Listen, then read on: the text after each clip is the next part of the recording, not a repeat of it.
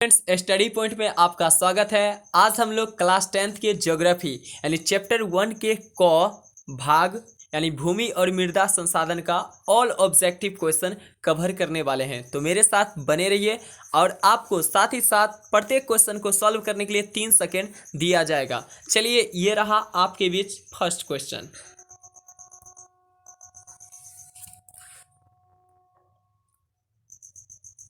मृदा संरक्षण के लिए कौन उपाय उपयोगी है?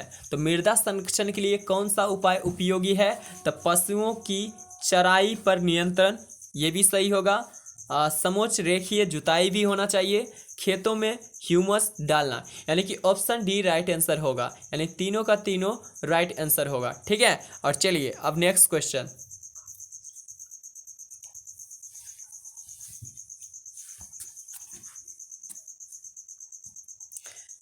इनमें कहाँ जैविक मिट्टी नहीं पाई जाती है? फिर सुनिए, कहाँ जैविक मिट्टी नहीं पाई जाती है? तो झारखंड में जैविक मिट्टी नहीं पाई जाती है, और 2 का सी राइट आंसर हो चुका है। अब चलिए नेक्स्ट क्वेश्चन।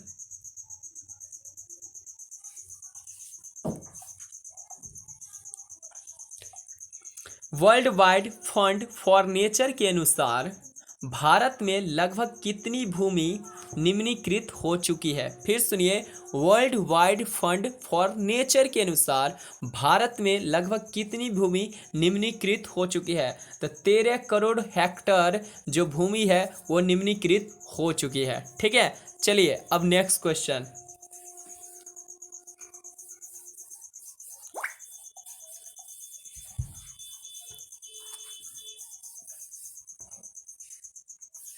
पंजाब में भूमि निम्नीकरण का मुख्य कारण क्या है? तो पंजाब में भूमि निम्नीकरण का मुख्य कारण क्या है? अधिक सिंचाई है। क्या है? अधिक सिंचाई। एक बार मेरे पीछे बोलिएगा, पंजाब में भूमि निम्नीकरण का मुख्य कारण क्या है? अधिक सिंचाई है। ठीक है, चलिए अब नेक्स्ट क्वेश्चन।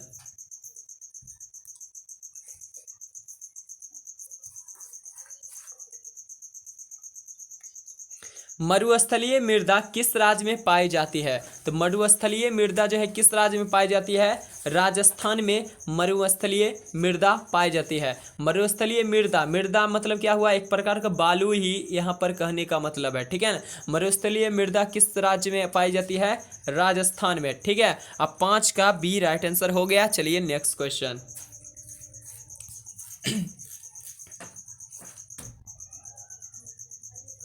काली मृदा का दूसरा नाम क्या है? काली मृदा का दूसरा नाम क्या है? तो रेगुड़ मृदा है। क्या है?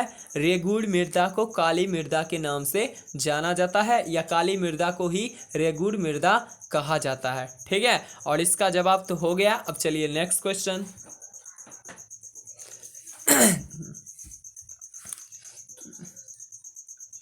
मैंग्रोवस वन का सबसे अधिक विस्तार है तो कहाँ है? मैंग्रोवस वन का सबसे अधिक विस्तार कहाँ है? तो पूर्वोत्तर राज्य में है। तो पूर्वोत्तर राज्य यानी कहने का मतलब है पश्चिम बंगाल में सबसे ज़्यादा मैंग्रोवस वन का विस्तार है। ठीक है ना, समझ आएगा? पूर्वोत्तर राज्य मतलब क्या है? पश्चिम बंगाल। ठीक है ना, चलिए, और इसका राइट आंसर तो डी दे दिए हैं, पूर्वोत्तर राज्य। अब चलिए नेक्स्ट क्वेश्चन।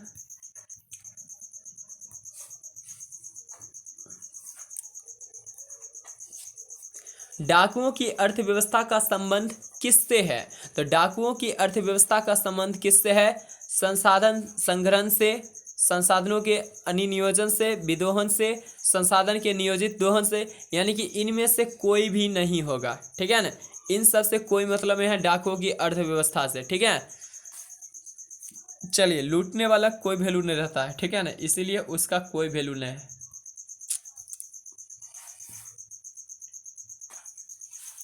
चलिए, किस प्रांत में सीढ़ीदार खेती की जाती है? तो किस प्रांत में, यानी प्रांत का मतलब क्या होता है? राज्य। क्या होता है? उत्तरांचल। यानी कि प्रांत मतलब एक शहर है, जगह है, राज्य जो कहिए।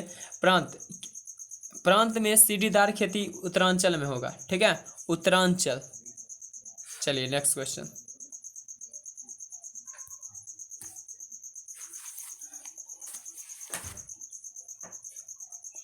किस राज्य में काली मिट्टी पाई जाती है? तो काली मिट्टी किस राज्य में पाई जाती है? तो इसका राइट आंसर हो जाएगा गुजरात भी हो सकता है, महाराष्ट्र भी हो सकता है, ठीक है ना। अगर महाराष्ट्र ऑप्शन में रहे तो महाराष्ट्र भी मारेंगे, गुजरात रहेगा तो गुजरात भी मारेंगे, ठीक है।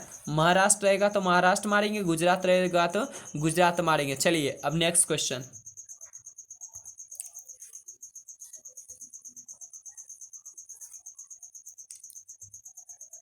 चलिए, भारतीय कृषि का राष्ट्रीय सकल घरेलू उत्पाद में कितना योगदान है? तो ये 13.7% योगदान है, 13.7% योगदान है, ठीक है। चलिए, और इसका अब नेक्स्ट क्वेश्चन होगा।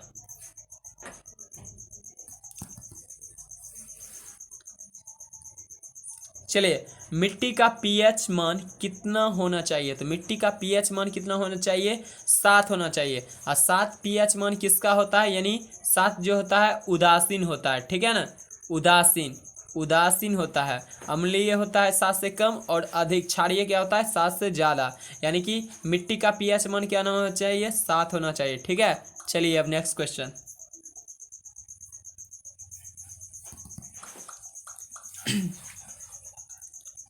मृदा संरचना में मूल चट्टान के ऊपर कितनी परतें होती है? तो ये क्या होगा? 3 परतें होती हैं। कितनी होती है? 3। एक बार मेरे पीछे बोलिएगा। मृदा संरचना में संरचना में मूल चट्टान के ऊपर कितनी परतें होती हैं? तो 3 परतें होते हैं, ठीक है। चलिए अब नेक्स्ट क्वेश्चन।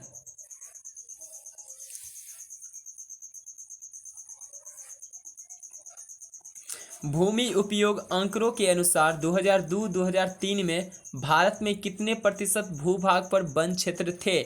तो इसका राइट आंसर हो जाएगा 22.57% भाग पर वन क्षेत्र थे 2002 और 2003 में, ठीक है। चलिए अब नेक्स्ट क्वेश्चन।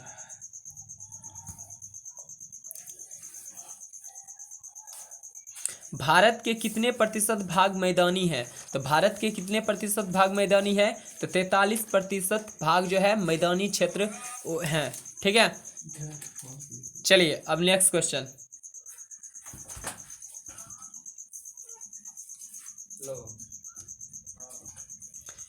कौन सा कारक मृदा निर्माण में महत्वपूर्ण है? तो क्या होगा? चट्टान भी होगा, जलवायु भी होगी, पेड़ पौधे भी होंगे। यानी ऑप्शन डी राइट आंसर। चट्टान के टूटने फूटने से भी मृदा का निर्माण होता है। जलवायु जो है, जलवायु के अनुसार जो परिवर्तन होता है उसके कारण वर्षा उर्षा डिस्टार्ट, उसके कारण जो मिट्टी इधर उधर नदी के द्वारा आती है वो जलवायु के अंतर्गत होगा। पेड़ पौधे के कारण, यानी कि इनमें से सभी होगा, ठीक है ना। चलिए अब नेक्स्ट क्वेश्चन।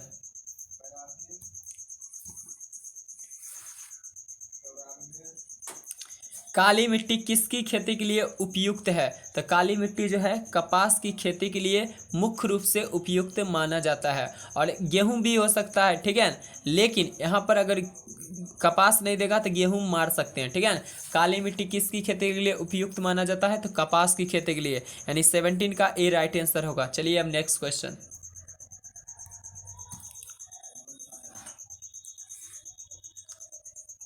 भारत में सबसे अधिक विस्तार किस मिट्टी का है?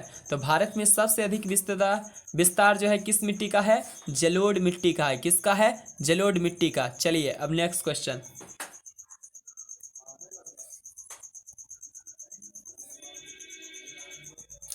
कौन सा स्थानबद्ध मिट्टी का उदाहरण है? तो क्या होगा? स्थानबद्ध जो है मिट्टी का उदाहरण कौन सा है? काली मिट्टी को ही स्थानबद्ध मिट्टी का उदाहरण मानते हैं, ठीक है। काली मिट्टी को स्थानबद्ध मिट्टी का उदाहरण मानते हैं, ठीक है। चलिए अब नेक्स्ट क्वेश्चन।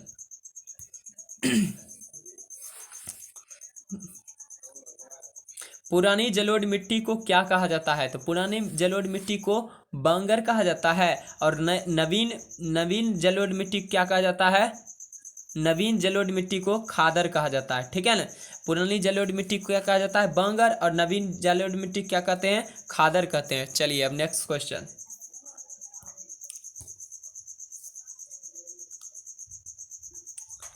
किस राज्य में सीढ़ीनुमा खेती प्रचलित है? फिर सुनिए, किस राज्य में सीढ़ीनुमा खेती प्रचलित है? तो उत्तराखंड में जो है, यानी कि पहाड़ी क्षेत्र जो भी होगा, पहाड़ी क्षेत्र जो भी इलाका होगा उसमें कहाँ क्या होगा?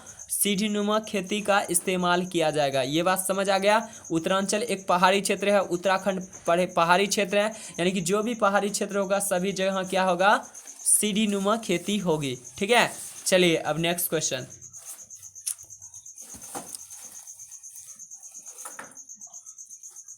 भारत में पहाड़ों से भरी भूमि का प्रतिशत क्या है? भारत में जो है पहाड़ों की प्रतिशत कितना है? 30% भूमि जो है पहाड़ों से अधिकृत है। ठीक है ना। चलिए नेक्स्ट क्वेश्चन।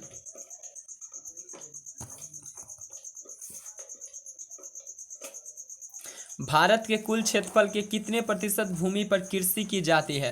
तो कृषि की जाती है, तो इसका राइट आंसर होगा 47% भूमि पर कृषि की जाती है, यानी खेती की जाती है। ठीक है ना। भारत के कुल क्षेत्रफल के कितने प्रतिशत भूमि पर कृषि यानी खेती की जाती है? तो 47% जो है ना खेती की जाती है। ठीक है ना, भूमि पर खेती की जाती है। चलिए नेक्स्ट क्वेश्चन।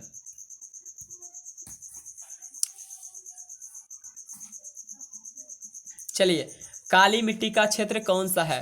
तो महाराष्ट्र भी है, अभी थोड़ा देर पहले बोले थे। अगर काली मिट्टी के जब भी पूछेंगे तो अगर गुजरात रहेगा तो गुजरात देंगे। ठीक है, अब महाराष्ट्र रहेगा तो महाराष्ट्र देंगे। ठीक है, चलिए जो मन में आया दोनों में से ऑप्शन जो रहेगा वो दे देना है, लेकिन मेन देना है गुजरात को। गुजरात को वरीयता ज़्यादा देना है। प्रायद्वीपीय भारत की नदी घाटियों में कौन सी मिट्टी मिलती है? प्रायद्वीपीय भारत की नदी घाटियों में कौन सी मिट्टी मिलती है? तो 25 का राइट आंसर क्या होगा? जलोढ़ मिट्टी मिलती है। क्या मिलती है? जलोढ़ मिट्टी। ठीक है, चलिए अब नेक्स्ट क्वेश्चन।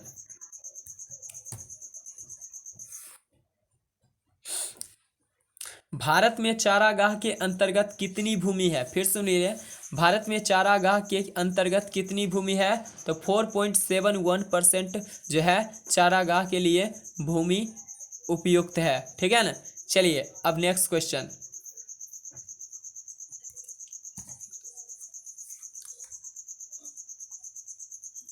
भारतीय कृषि का राष्ट्रीय उत्पाद में योगदान कितना प्रतिशत है? फिर सुनिए, भारतीय कृषि का राष्ट्रीय उत्पाद में योगदान कितना प्रतिशत है? तो इसका राइट आंसर हो जाएगा 22% है। ठीक है ना, ये हाईलाइटेड क्वेश्चन है। ठीक है, बार बार योग पर एग्जाम में आता है। भारतीय कृषि का राष्ट्रीय उत्पाद में योगदान कितना प्रतिशत है? 22% है। ठीक है, चलिए नेक्स्ट क्वेश्चन।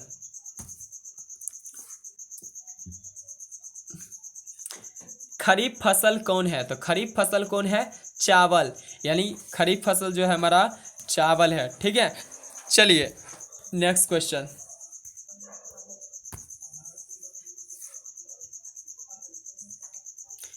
कौन सी रबी फसल है? तो रबी फसल कौन है? गेहूं हमारा जो है रबी फसल के अंतर्गत आती है। चलिए अब नेक्स्ट क्वेश्चन।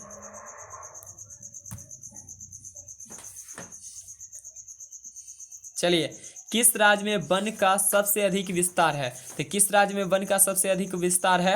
मध्य प्रदेश राज्य का सबसे अधिक वन विस्तार है। ठीक है, चलिए अब नेक्स्ट क्वेश्चन।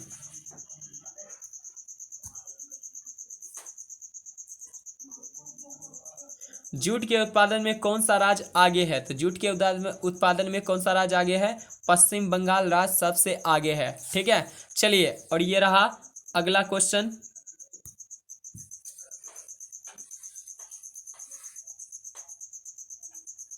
गेहूं के उत्पादन में कौन सा राज्य आगे है? तो उत्तर प्रदेश राज्य जो है गेहूं के उत्पादन में सबसे आगे है।